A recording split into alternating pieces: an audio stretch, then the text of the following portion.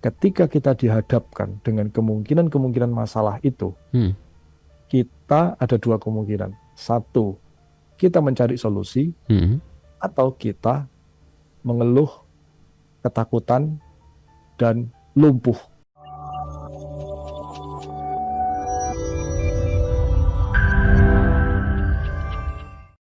Tapi Pak Sandi, tentunya seringkali menjadi pertanyaan banyak orang, bagaimana cara menghilangkan rasa takut? Karena seringkali ketakutan itu datang dengan sendirinya, dan bukankah ketakutan itu adalah hal yang wajar ketika kita ingin bertambah besar, entah secara rezeki, secara bisnis, itu kan sesuatu apalagi yang belum pernah dirasakan begitu ya Pak Sandi, punya cabang yang baru, tentu kan sesuatu yang seringkali datang secara natural. Apakah ini bisa kita kontrol Pak Sandi? Oke, pertanyaan lu bagus banget sih, gitu ya. Yes, benar. Jadi kita pasti itu tadi ya, makanya kan disebut konflik ya. Iya. Konflik itu kan satu sisi kita kepingin gede, gitu kan.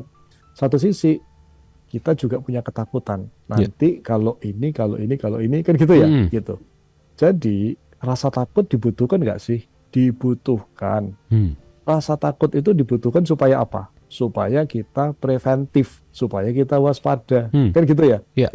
Ini kalau karyawan 20 sih oke lah ya, kayak begini gitu kan. Kalau 50 gimana? Lu ruangannya udah siap nggak? Terus sistem HRD-nya gimana nih gitu. Lu nggak bisa 20 mah kita pakai data set adanya masih oke nih gitu. 50 lu kalau sistemnya kayak gini lu pasti berantakan nih gitu kan ya.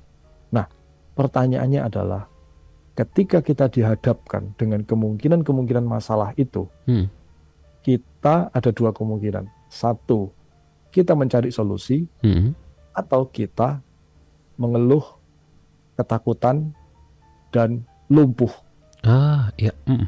Nah, ini yang menentukan, gitu loh. Ini yang menentukan apakah seseorang akan go through, akan lanjut, atau seseorang akan udah deh, gak usah lah, gitu kan ya. Segini ini aja cukup begitu ya. Gitu kan. Aduh, ternyata iya sih, kayaknya gue nggak sanggup lah. Ini nambah 5 aja udah mulai cenut-cenut nih, gitu kan. Iya. Jadi nggak ya, jadi 50 jadi nggak ya gitu.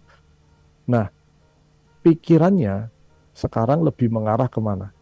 Ke solusi atau ke masalah? Iya.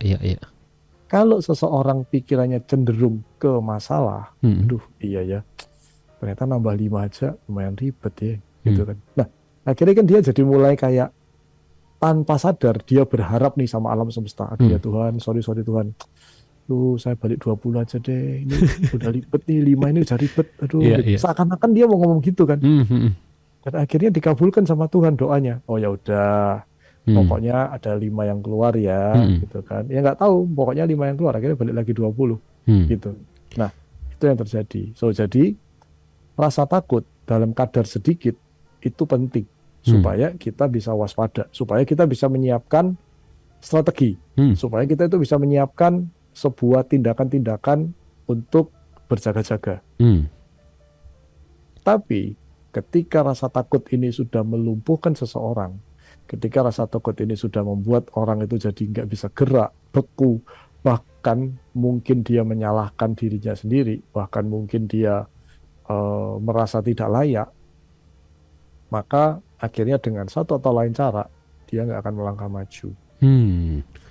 Nah, tentunya ini yang jadi pertanyaan selanjutnya adalah bagaimana artinya Pak Sandi ketika rasa takut ini datang agar tidak berlebihan dan melumpuhkan apa yang sebenarnya harusnya bisa kita dapatkan. Ini apa yang harus dilakukan?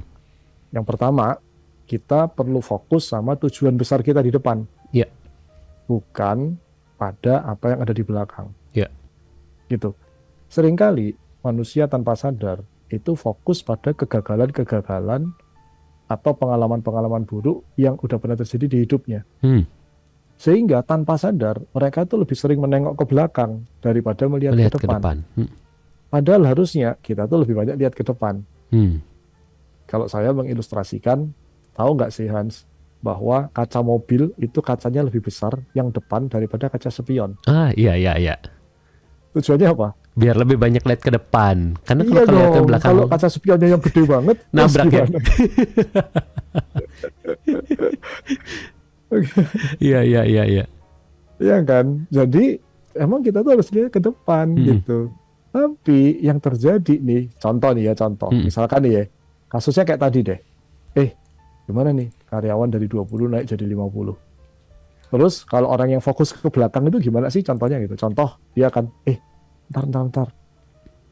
Kemarin itu teman gua karyawannya 30-an nih gitu. Aduh, 30 aja katanya ribet gitu. Nah, itu dia melihat cerita ke belakang gitu. Atau mungkin pengalamannya dia sendiri gitu loh ya. Bokap gua kemarin itu karyawan itu dijaga di angka 20-an. Karena dia ngomong 20 itu paling enak dihandle.